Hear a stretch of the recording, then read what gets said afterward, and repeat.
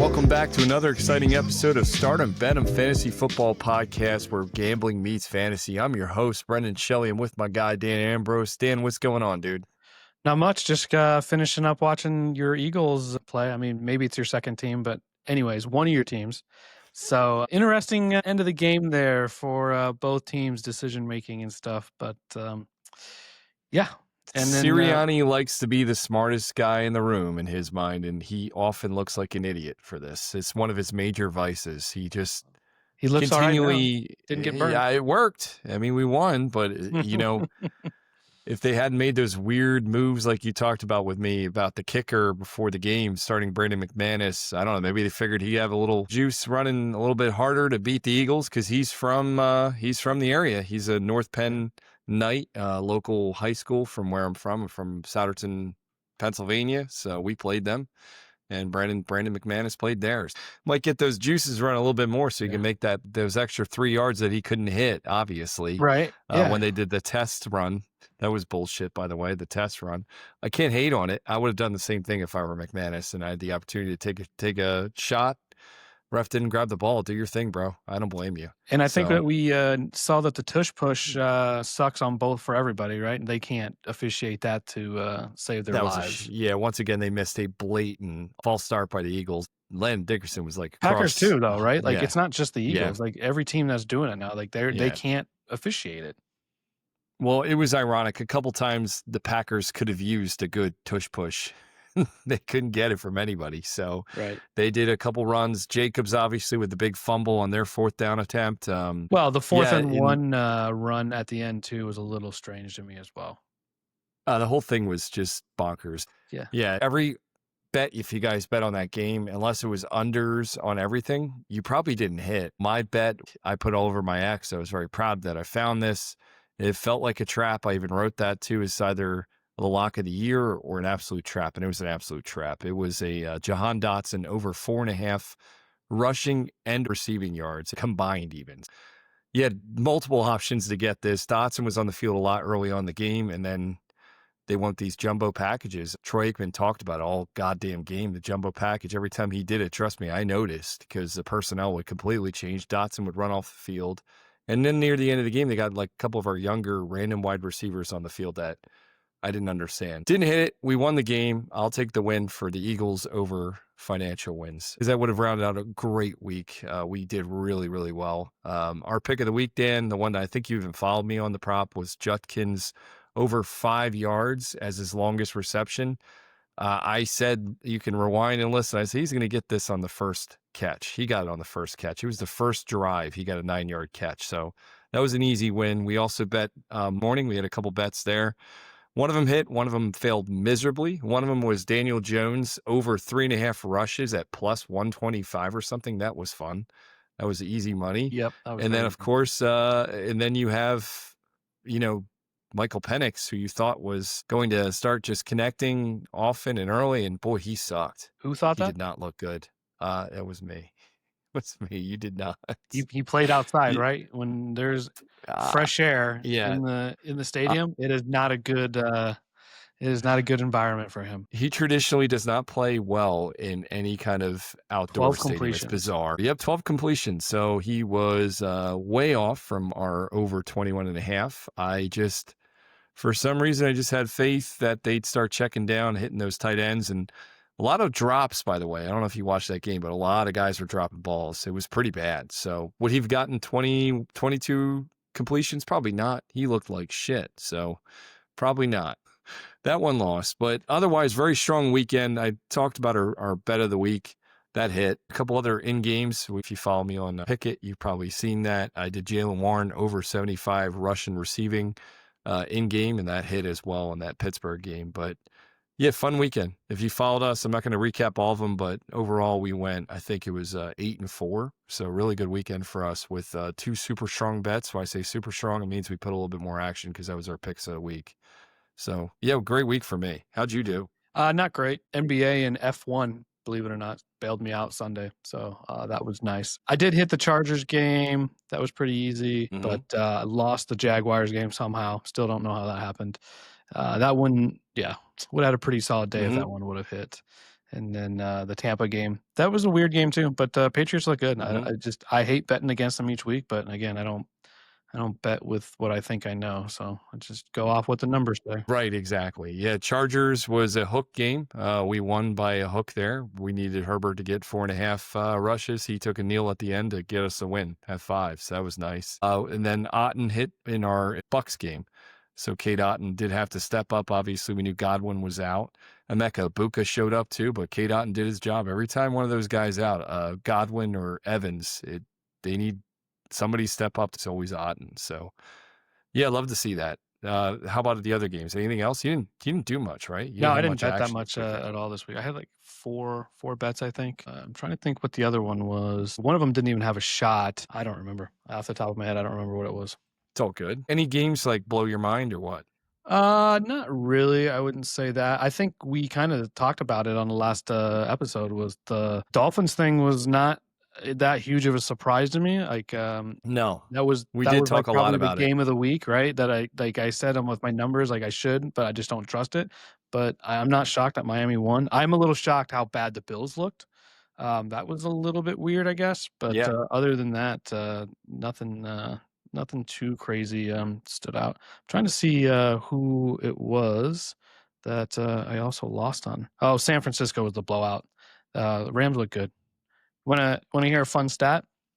Makes you yes, I kind love of fun think. stats. So Yeah, Matt Stafford, with that win on Sunday, his record is now 115 and 1. So he's finally reached the 500 mark. I did not know that. That's How incredible. bad were those teams in Detroit, right? Talking about it on the radio, like, should he be in the Hall of Fame? And the one of the guys that was talking about it is like, I think he's right. Like, you can't just put people in the Hall of Fame to put people in the Hall of Fame, right? He's good, No.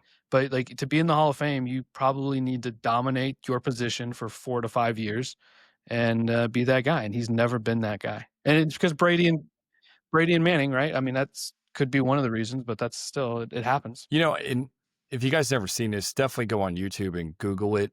Stafford, I fell in love with Stafford in his rookie season when his shoulder popped out of the socket and he finishes the end of that game. And NFL Films, it's actually their clip that they didn't have to do anything. They talk about this very proudly. If you watch that clip of Stafford, shoulder out of the socket, comes back on the sideline, has to sit out one play. There's a penalty. He gets to go back out and throw the touchdown, win the game. It's awesome. And his shoulder's hanging. Like the whole time, you can see his shoulders out of the pocket. It is awesome, dude. And just made me respect the guy. And that was with that shitty Detroit team. Yeah, it made me, like, wow, he's legit and he's a winner. So when he went to Los Angeles, what shocked me more is that Jared Goff has done so well in Detroit, more so than Stafford winning a Super Bowl and playing as well as he has. Yeah, for sure. I think everybody saw that happening. Goff coming out and putting up the numbers that he has. Obviously, Ben Johnson was a big contributor to that, but you got to give Goff some praise where it's due. Yeah, I mean, he's proven that now too, right? Trade. Like, yeah, I mean, Goff looks good now without Johnson there. So They do. Yeah, it's gonna be fun to see how that turns out too. That whole team, but we're not going to get into that. Actually, the whole season and recaps and all that stuff. We're bringing in a good friend, Chris Allen from Yahoo Fantasy Football. He's going to be on our show Thursday. He'll be able to jump in and dive through. I had the pleasure of hanging out with Chris at the Fantasy Football Expo. Dan will be joining me this year as well. Looking forward to hanging out with Chris again. But let's get into Thursday Night Football. All right. So Thursday Night Football, we have, as you like to call it, did you say my Super Bowl? Yeah, your Super Bowl. I mean, this is actually kind of back to back. You got primetime Monday and then primetime Thursday. Your Eagles play tonight, your Jets on Thursday.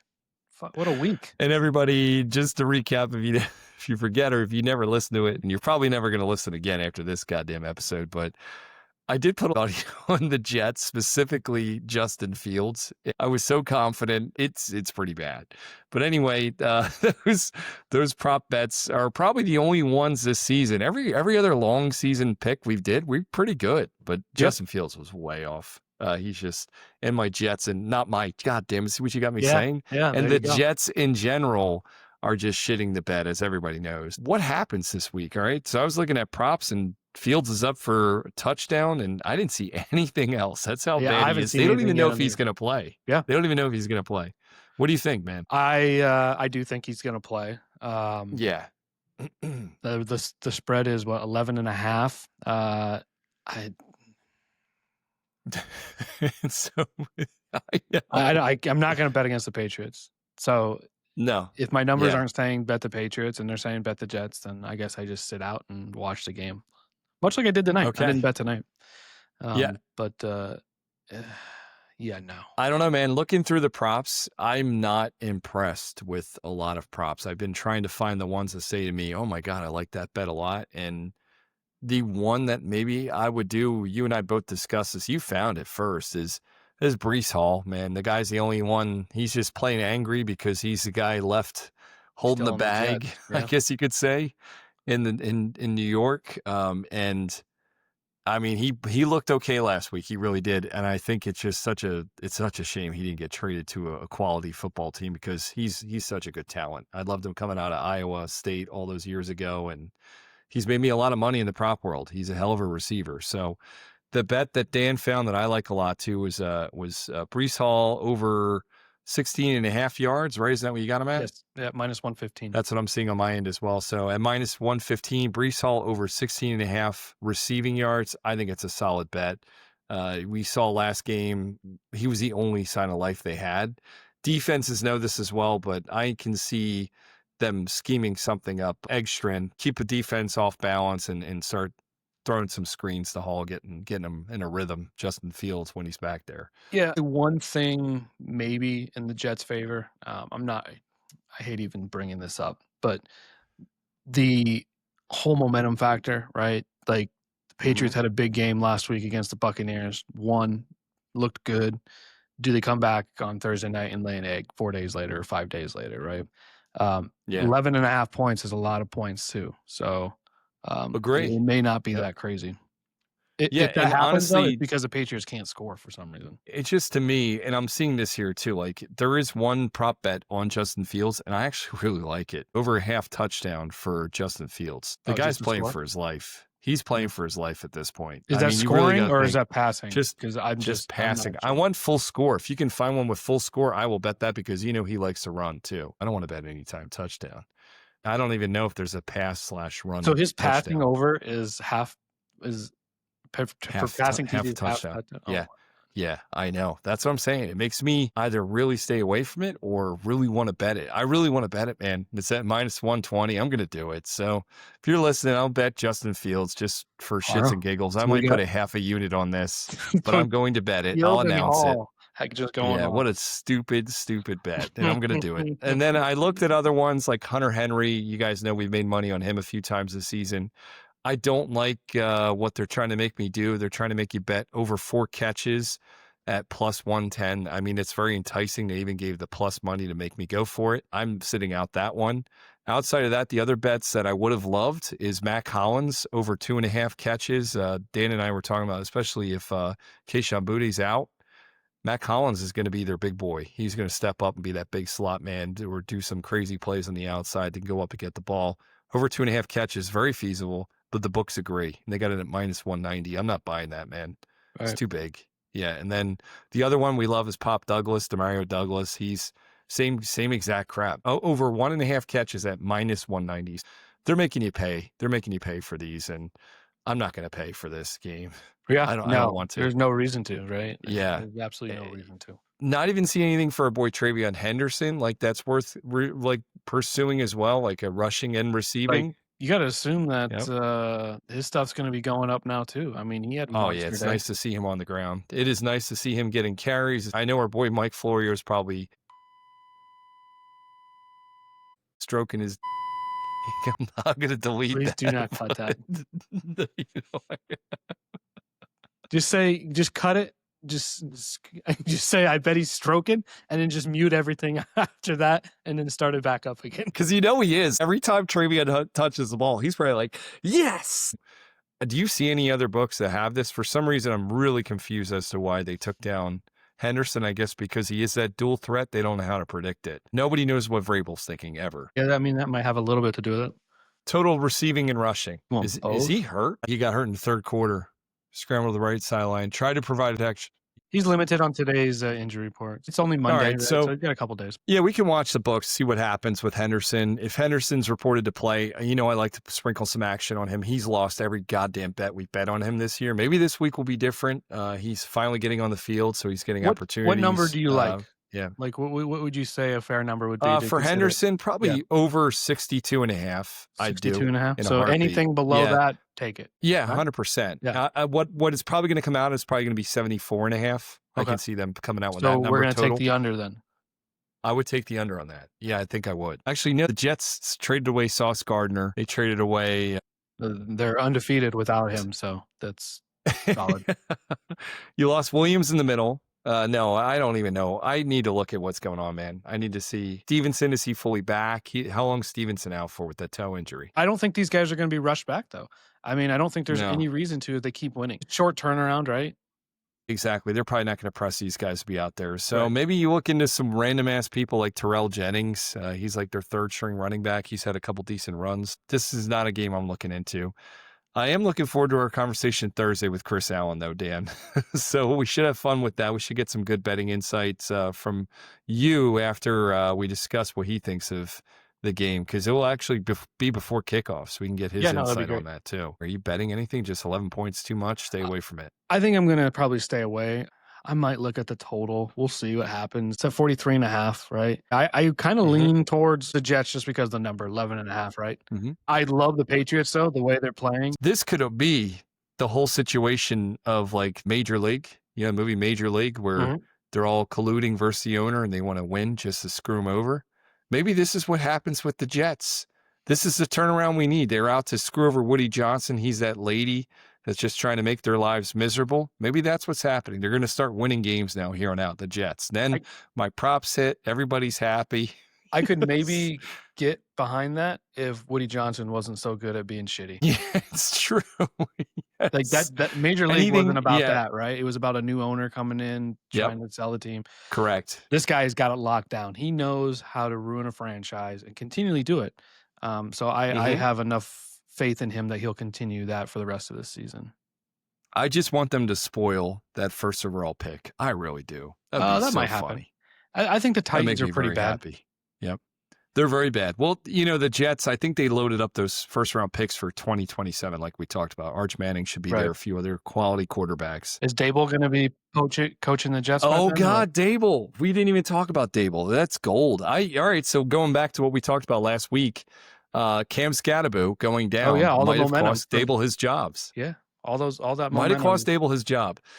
And also Dable's horrible coaching the last few years. He was supposed to be brought in to be the Daniel Jones resurrectionist, and he was going to save the day in New York and create a Josh Allen out of him. Who knew it only took him to leave. Steichen for Daniel Jones. Yeah, Shane Steichen was the key to that. So that was pretty funny. And Jackson Dart playing out of his mind. Not enough. Dabble gone. I think it should have happened the week they announced Dart was the starter in my mind. I think it's you bench Wilson, you do a full new leaf at that point. It didn't make sense to keep Dabble. Yeah, I think it's good to get him out of there now, let the season go. And it's actually probably semi-attractive job right now because Dart does look like he's somewhat competent. And he does. He got some decent receiving once they're healthy. And I'm not a Scatterbo believer, but they can find a running back. I mean, it's not that they did have one at one time, but they let him go. So, and Mike Kafka gets an opportunity. He's a pretty good coordinator. He's been in the league for a couple of years. He's a third string, second string quarterback for a lot of years. Played for the Eagles for a little bit. Played on the team here. I remember seeing him a lot and excited for him. Good luck, Kafka. We're rooting for you. It's always good to see one of our own. Hopefully, you blow it for the Giants even more. Don't great. don't hire within. Just go get somebody else. Learn from the Raiders. You don't like Antonio Pierce? You don't need Antonio Pierce scamming Jeff Saturday. You want to just pull some random people? Oh yeah, that's right. I forgot about that. I was at that game. Well, I was at the first game that he coached and beat the Raiders. It was Irsay was there too. He probably doesn't remember it. Well, all right. Let's close it on that horrible note. Seek help if you need it, folks. Thanks for listening. Please follow us on Twitter. I'm bshells13. Dan is dambrose04. We appreciate the listen. We appreciate the likes. So keep them coming. Thank you, everybody. It's okay to say no on Thursday night. Just remember that. Yeah. Yes. Don't bet. You don't have to We bet. have Please. all Sunday to look forward to. Exactly. Yo, my raps bolted, here my memory banks. They never be released. Box cut inside the apple, you're in for a treat. Paper cuts in a vicious way. Run it back, dad, give away the hand off the seats.